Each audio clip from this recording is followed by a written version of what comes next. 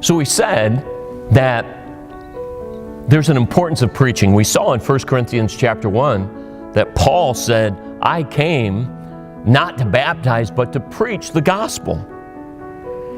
And the Bible also says, Paul said, for I determined not to know anything among you save Jesus Christ and Him crucified. And he said that he didn't come, his speech was not with enticing words of man's wisdom, but in demonstration of the Spirit and of power. So we said that there's a disdain for preaching in our culture today because it went away from this foundation, the Word of God. But why else is there a disdain in our culture? Because there is a lack of the fear of God. If you study the fear of God, a lot of that is found as far as the study in the book of Proverbs. But in the book of Proverbs, as you study the fear of God, you'll see that normally there's about 3 things that are tied to the fear of God if we're going to have it in our life. There is a love for God, there is a reverence for God, and there's a submission to God. Well, all of that is out the door today as far as our society. So one of the reasons that there's a disdain for preaching in our society is because there is no longer a fear of God. There is a hatred of God. Look at our society.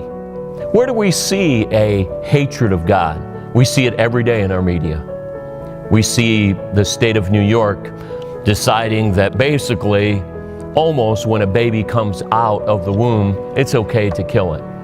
We see over and over the fight for morality within our culture, whether it's with homosexuality, whether it's with even the transgender movement. We see all kinds of attacks against morality in our culture. But inside the church, we also see this. Inside the church, you see a ho-hum attitude. You see people singing and they're kind of yawning while they sing. The pastor is preaching and they're kind of curled up asleep in the pew. It comes to the invitation time and it's thinking about our roast that we've cooked. We're thinking about getting out the back door.